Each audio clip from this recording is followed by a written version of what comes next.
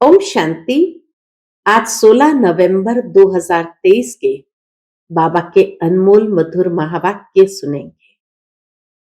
आज की साकार मुरली में बाबा ने हम बच्चों को यही प्रेरणा दी है कि बच्चे तुम खुदाई खिदमतगार हो और इसीलिए बाप के कर्तव्य में तुम्हें मददगार बनना ही है।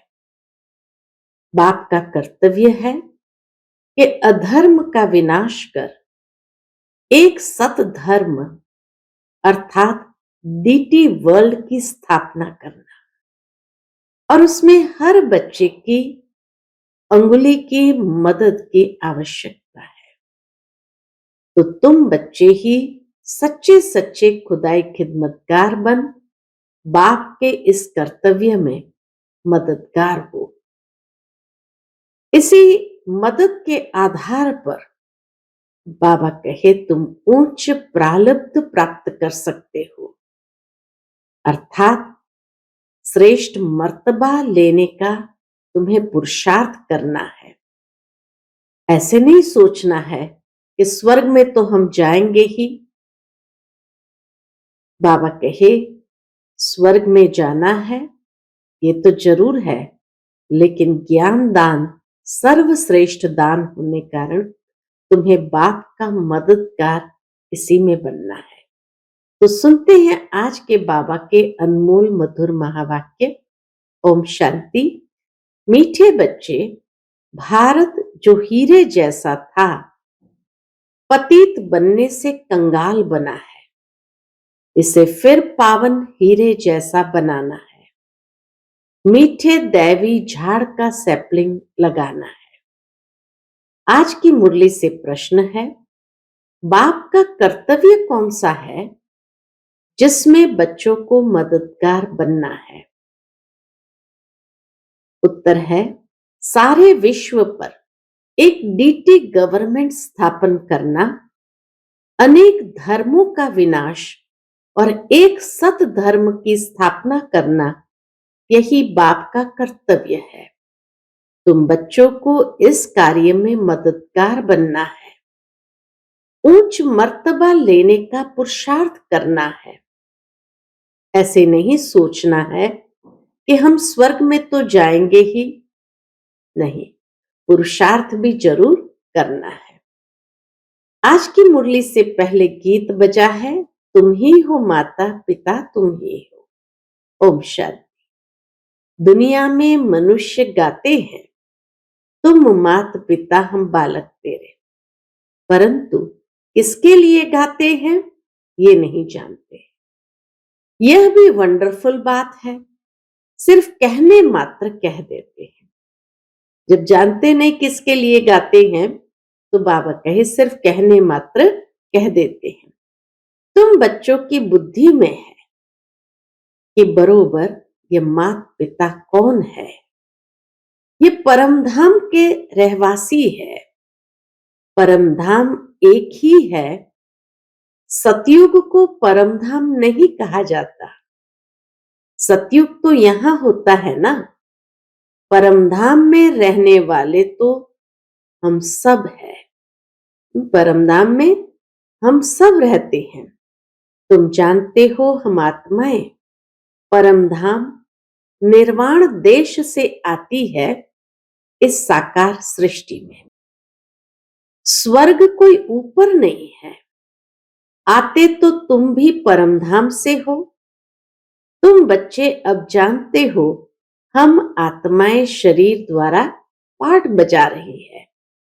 कितने जन्म लेते हैं, कैसे पाठ बजाते हैं, यह अब जानते हैं। वह है दूर देश का रहने वाला, आया देश पर आए। बाबा है दूर देश का रहने वाला, आया देश पर आए। अब पराये देश क्यों कहा जाता है? तुम भारत में आते हो ना, परंतु पहले पहले तुम बाप के स्थापन किए हुए स्वर्ग में आते हो, फिर वह नर्क रावण राज्य हो जाता है। अनेक धर्म, अनेक गवर्नमेंट हो जाती है। फिर बाप आकर एक राज्य बनाते हैं। अभी तो बहुत गवर्नमेंट है, कहते रहते हैं सब मिलकर एक हो। अब सब मिलकर एक हो, ये कैसे हो सकता? सारी गवर्नमेंट मिलकर के एक हो, बाबा कही कैसे हो सकता? 5000 वर्ष पहले भारत में एक गवर्नमेंट थी। World almighty authority Lakshmi Narayan थे। विश्व में राज्य करने वाली और कोई अथॉरिटी है नहीं। सब धर्म एक धर्म में आ नहीं सकते। स्वर्ग में एक ही गवर्नमेंट थी, सतयुग त्रेता में एक ही गवर्नमेंट थी। इसलिए कहते हैं कि सब एक हो जाए। स्मृति है कि ऐसा विश्व भी था, तो इसीलिए उनके मन में आता है कि सब गवर्नमेंट एक हो जाए। अब बाप कहते हैं हम और सबका विनाश कराए, एक आदि सनातन डीटी गवर्नमेंट स्थापन कर रहे हैं। तुम भी ऐसे कहते हो ना, सर्वशक्तिमान वर्ल्ड ऑलमाइटी अथॉरिटी के डायरेक्शन अनुसार हम भारत में एक डीटी गवर्नमेंट का राज्य स्थापन कर रहे हैं। डीटी गवर्नमेंट के सिवाय और कोई एक गवर्नमेंट होती नहीं। बस बाबा कहे वही एक समय था जब एक डीटी गवर्नमेंट था और कोई समय ऐसा होता नहीं। 5000 वर्ष पहले भारत में अथवा सारे विश्व में एक डीटी गवर्नमेंट थी। अब बाप आया है विश्व की डीटी गवर्नमेंट फिर से स्थापन करने। हम बच्चे उनके मददगार हैं। यह राज गीता में है। यह है रुद्र ज्ञान यज्ञ। रुद्र निराकार को कहा जाता है, कृष्ण को नहीं कहेंगे। रुद्र नाम ही है किसका? निराकार शिव का। रुद्र नाम ही है निराकार का। बहुत नाम सुन मनुष्य समझते हैं रुद्र अलग है और सोमनाथ अलग है। तो अब एक डीटी गवर्नमेंट स्थापन होनी है। अब एक डीटी गवर्नमेंट स्थापन होनी है। सिर्फ इसमें खुश नहीं होना है कि स्वर्ग में तो जाएंगे ही। देखो नरक में मर्तबे के लिए कितना माथा मारते हैं। मनुष्य एक पोजीशन के लिए कितना पुरुषार्थ करते हैं। एक तो मर्तबा मिलता, दूसरा फिर कमाते बहुत है। भक्तों के लिए तो एक भगवान होना चाहिए, नहीं तो भटकेंगे। जरूर है भगवान का पता नहीं, इसलिए आज भटक रहे हैं। यहां तो सबको भगवान कह देते हैं, अनेकों को अवतार मानते हैं। बाप कहते हैं मैं तो एक ही बार आता हूं। गाते भी है पतित पावन आओ। सारी दुनिया पतित है, उसमें भी भारत ज्यादा पतित है। भारत ही कंगाल है, भारत ही हीरे जैसा था। तुमको नई दुनिया में राजाई मिलनी है। तो बाप समझाते हैं कृष्ण को भगवान कह नहीं सकते। भगवान तो एक निराकार परमपिता परमात्मा को ही कहा जाता है, जो जन्म मरण रहित है। जो जन्म मरण रहित है। मनुष्य तो फिर कह देते हैं वह भी भगवान, हम भी भगवान। बस यहां आए हैं मौज करने। सब भगवान है और यहां आए हैं मौज करने। बड़े मस्त रहते हैं। बस जिधर देखता हूं तू ही तू है, तेरी ही रंगत है।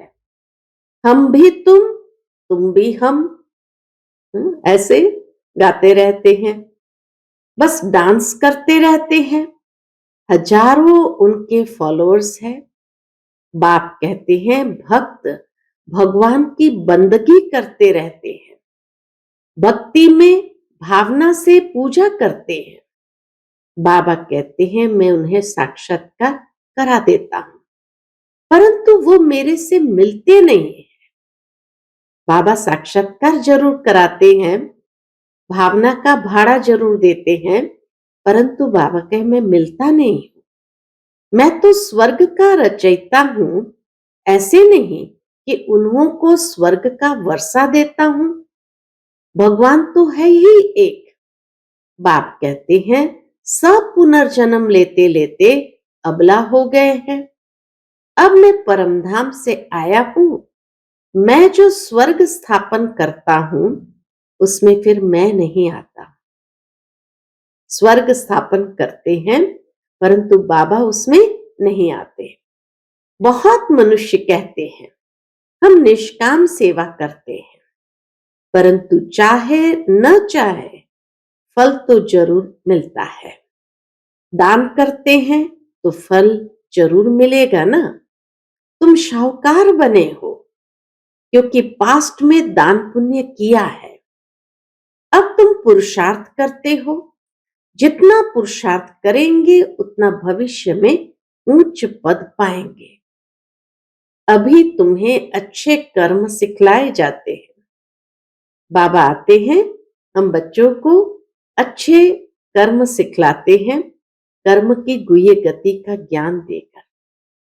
और बाबा कहीं अच्छे कर्म सिखलाए जाते हैं भविष्य जन्म जन्मांतर के लिए। मनुष्य करते हैं दूसरे जन्म के लिए, फिर कहेंगे पास्ट कर्मों का फल है। सतयुग त्रेता में ऐसे नहीं कहेंगे। कर्मों का फल 21 जन्मों के लिए अभी तैयार कराया जाता है।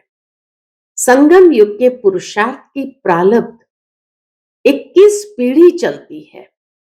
सन्यासी ऐसे कह न सके कि हम तुम्हारी ऐसी प्रारब्ध बनाते हैं जो तुम 21 जन्म सदा सुखी रहेंगे। ये बात सन्यासी कभी ऐसे कह नहीं सकते कि हम ऐसी प्रारब्ध तुम्हारी बनाते जो 21 जन्म सुखी रहेंगे। अच्छा व बुरा फल तो भगवान को देना है ना। तो एक ही भूल हुई है। कौन सी भूल हुई है? जो कल्प की आयु लंबी कर दी है। बहुत है जो कहते हैं 5000 वर्ष का कल्प है। तुम्हारे पास मुसलमान आए थे, बोले कल्प की आयु बरोबर 5000 वर्ष है। कयामत का समय हर 5000 वर्ष में एक बार आता है। यहां की बातें सुनी होगी। चित्र तो सबके पास जाते हैं, सो भी सब थोड़ी मानेंगे। तुम जानते हो यह रुद्र ज्ञान यज्ञ है जिससे यह विनाश ज्वाला निकली है। इसमें सहज राजयोग सिखलाया जाता है। कृष्ण की आत्मा अब अंतिम जन्म में शिव रुद्र से वर्षा ले रही है। कृष्ण की आत्मा भी इस अंतिम जन्म में रुद्र शिव बाबा से वर्षा ले रही है। इसीलिए दिखाते हैं श्री कृष्ण के आराध्य शिव थे और शिव की ही पूजा करते हैं। यहां बैठी है बाबा अलग और यह अलग है। शिव बाबा अलग और श्री कृष्ण की आत्मा अलग है। ब्राह्मण खिलाते हैं तो आत्मा को बुलाते हैं ना, फिर वह आत्मा ब्राह्मण में आकर बोलती है। तीर्थों पर भी खास जाकर बुलाते हैं। अब आत्मा को कितना समय हो गया, फिर वह आत्मा कैसे आती है? क्या होता है? बोलती है मैं बहुत सुखी हूं, फलाने घर जन्म लिया है। ये क्या होता है? क्या आत्मा निकल कर आई? बाप समझाते हैं मैं भावना का भाड़ा देता और वे खुश हो जाते हैं। इसीलिए बाबा समाचार देते हैं लेकिन वे खुश हो जाते हैं। यह भी ड्रामा में राज है। बोलते हैं तो पाठ चलता है, कोई ने नहीं बोला तो नींद नहीं है। बाप की याद में रहो तो विकर्म विनाश होंगे, अन्य कोई उपाय नहीं। हर एक को सतो रजो तमो में आना ही है। बाप कहते हैं तुमको नई दुनिया का मालिक बनाता हूं। फिर से मैं परमधाम से पुरानी दुनिया, पुराने तन में आता हूं। ये पूज्य था, पुजारी बना, फिर पूज्य बनता है। ततत्व। बाबा कहे ऐसे ही तुम सभी ततत्व, तुमको भी बनाता हूं। पहला नंबर पुरुषार्थी यह है। तब तुम मातेश्वरी पिताश्री कहते हो। बाप भी कहते हैं तुम तख्त नशीन होने का पुरुषार्थ करो। ये जगत अम्बा सबकी कामना पूर्ण करती है। माता है तो पिता भी होगा और बच्चे भी होंगे। तुम सबको रास्ता बताते हो। सब कामनाएं तुम्हारी पूरी होती है सतयुग में। बाबा कहे तुम्हारी सब मनोकामनाएं पूरी होती है सतयुग में।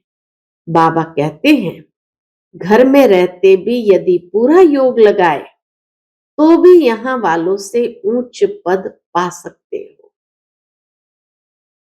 बांधेलियां तो बहुत है।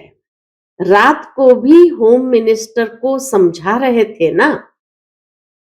बाबा के पास आए होंगे तो बाबा कहे रात को भी होम मिनिस्टर को समझा रहे थे ना कि इसके लिए कोई उपाय निकलना चाहिए जो इन अबलाओं पर अत्याचार न हो।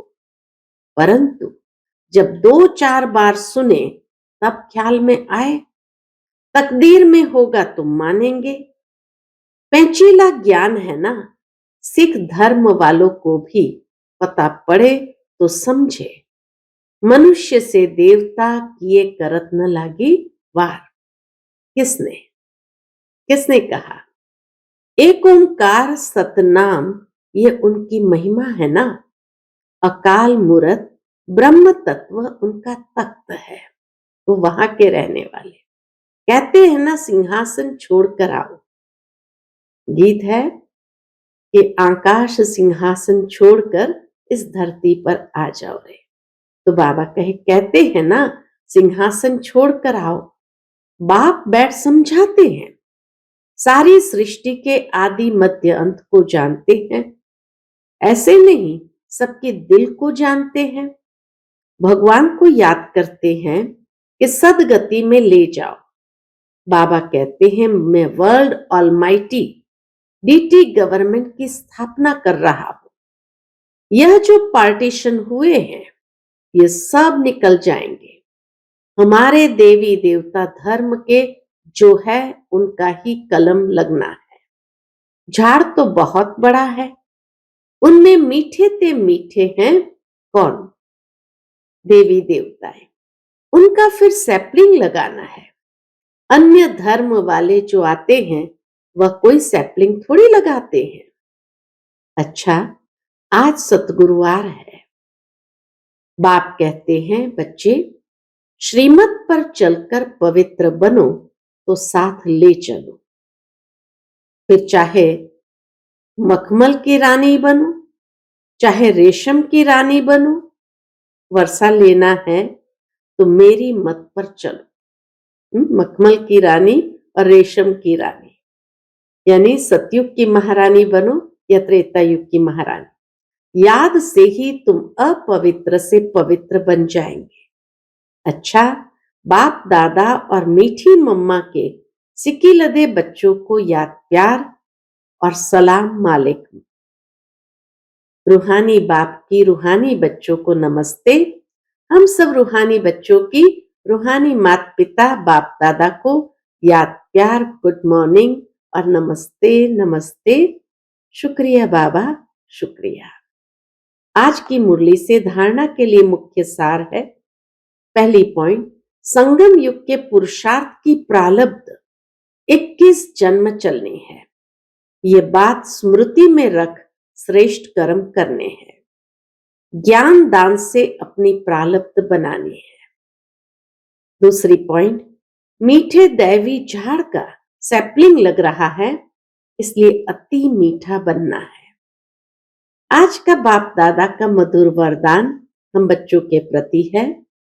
ब्राह्मण जन्म की विशेषता और विचित्रता को स्मृति में रख सेवा करने वाले साक्षी भव।